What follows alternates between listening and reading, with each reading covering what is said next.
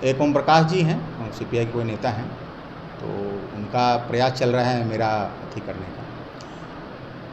अब क्यों कर रहे हैं वो तो वही जानते होंगे, लेकिन उनका सारा जो आरोप है निराधार है। और मैंने सुना है कि उसमें कोई ऑडियो भी उन्होंने सुनवाया है किसी का, जो कोई अपने आप को मेरा रिश्तेदार बता रहा है। तो मैं बता देना चाहता हूँ कि मेरा कोई रिश्तेदार सहरसा में नहीं है, और कोई भी किसी का रिश्तेदार बता देने से कोई मानने वाली बात थोड़ी ना है। कोई क्या करता है नहीं करता है, करने के लिए लोग बदनाम करने के लिए कुछ भी कर सकता है, लेकिन ऐसा कुछ नहीं है। कोई मेरा रिश्तेदार नहीं है, और ना मैं यहाँ किसी के कहने पर कोई काम करता हूँ। जो सही है किसी भी अथी में मैं वही करता हूँ जो सही होता है। देख रहे हैं केवल सच। सहरसा में एक प्रशासनिक और राजनीतिक विवाद चर्चा का विषय बन गया है। सहरसा जिले के अपर समाहर्ता निशांत कुमार पर आय से अधिक संपत्ति अर्जित करने का आरोप लगने के बाद प्रशासनिक और राजनीतिक गलियारों में चर्चाओं का दौर तेज हो गया है। भारतीय कम्युनिस्ट पार्टी के राष्ट्रीय परिषद सदस्य ओम प्रकाश नारायण ने कोसी प्रमंडल आयुक्त को आवेदन सौंपकर एडीएम की संपत्ति और कार्यशैली की निष्पक्ष जांच कराने की मांग की है। आवेदन में आरोप लगाया गया है कि अधिकारी ने अपनी ज्ञात आय से अधिक संपत्ति अर्जित की है। उन्होंने मांग की है कि मामले की निष्पक्ष जांच कराई जाए, और यदि आरोप सही पाए जाते हैं तो संबंधित अधिकारी के विरुद्ध विभागीय कार्रवाई की जाए। सहरसा का एडीएम कार्यालय, इसके एडीएम निशांत जी भ्रष्टाचार के सबसे बड़े शिरोमणि हैं। अब हम मांग करते हैं कि जहां बिहार सरकार भ्रष्टाचार के मामले में जीरो टॉलरेंस की बात करती है, ये ऑडियो ही गवाह दे रहा है कि भ्रष्टाचार की गंगोत्री है। लोगों को न्याय नहीं मिल रहा है।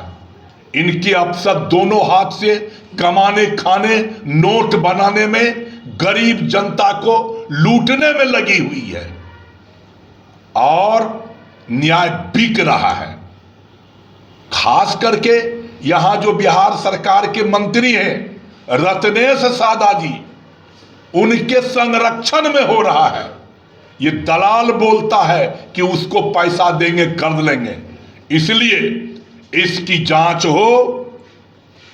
निशांत कुमार जो अकूत दौलत कमाया है उस पर विभागीय अनुशासनिक कार्रवाई हो, उसके चल अचल संपत्ति की जांच किया जाए, और इसमें संलिप्तता माननीय मंत्री की भी है तो ऐसे मंत्री को बर्खास्त करे। हम यही मांग करते हैं। वहीं इन आरोपों पर प्रतिक्रिया देते हुए एडीएम निशांत कुमार ने सभी आरोपों को सिरे से खारिज कर दिया है। उन्होंने कहा है कि लगाए गए आरोप निराधार और तथ्यहीन हैं। एडीएम का कहना है कि उनके खिलाफ लगाए गए आरोपों में कोई सच्चाई नहीं है। वे किसी भी निष्पक्ष जांच का स्वागत करते हैं। प्रेस कॉन्फ्रेंस किया गया है जिसपे आपके ऊपर कई सारे आरोप लगाया गया है, क्या कुछ कहना चाहिए? हाँ, जैसा कि आप ही लोग से जानकारी मिली हुई है, मुझे पहले जानकारी भी नहीं थी। एक ओम प्रकाश जी हैं, सीपीआई के कोई नेता हैं, तो उनका प्रयास चल रहा है मेरा अथी करने का। अब क्यों कर रहे हैं वो तो वही जानते होंगे, लेकिन उनका सारा जो आरोप है निराधार है। और मैंने सुना है कि उसमें कोई ऑडियो भी उन्होंने सुनवाया है किसी का, जो कोई अपने आप को मेरा रिश्तेदार बता रहा है। तो मैं बता देना चाहता हूँ कि मेरा कोई रिश्तेदार सहरसा में नहीं है। हम लोग पटना ज़िला के रहने वाले हैं, और हमारी रिश्तेदारी यहाँ है ही नहीं, पहली चीज़। और कोई भी किसी का रिश्तेदार बता देने से कोई मानने वाली बात थोड़ी ना है। कोई क्या करता है नहीं करता है, करने के लिए लोग बदनाम करने के लिए कुछ भी कर सकता है, लेकिन ऐसा कुछ नहीं है। कोई मेरा रिश्तेदार नहीं है, और ना मैं यहाँ किसी के कहने पर कोई काम करता हूँ। जो सही है किसी भी अथी में मैं वही करता हूँ जो सही होता है, और आज तक मैंने यही किया है। और इसी कारण आज तक मेरा एक भी आदेश हायर कोर्ट में टूटा नहीं है।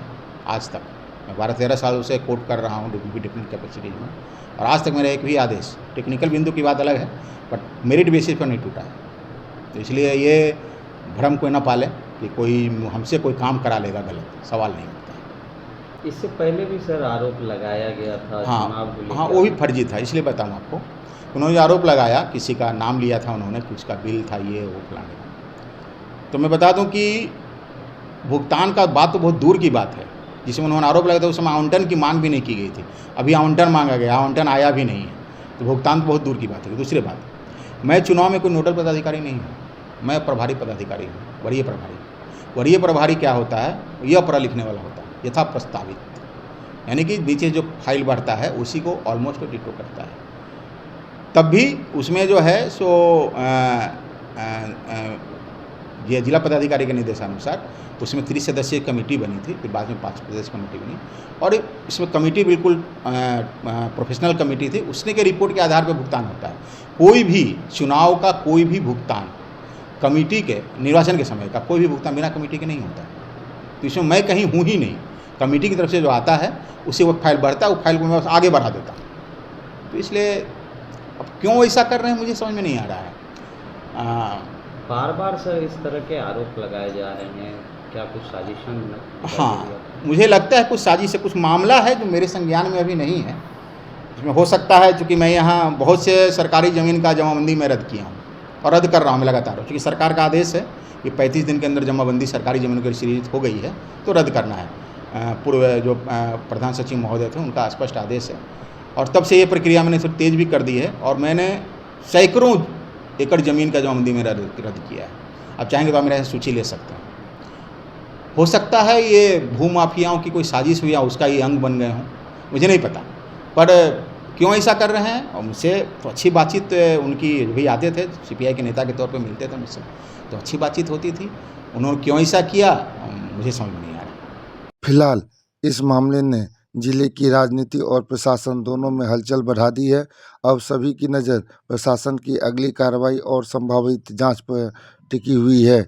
आने वाले दिनों में जांच को लेकर क्या निर्णय लिया जाता है और आरोपों में कितनी सच्चाई सामने आती है, यह देखना महत्वपूर्ण होगा।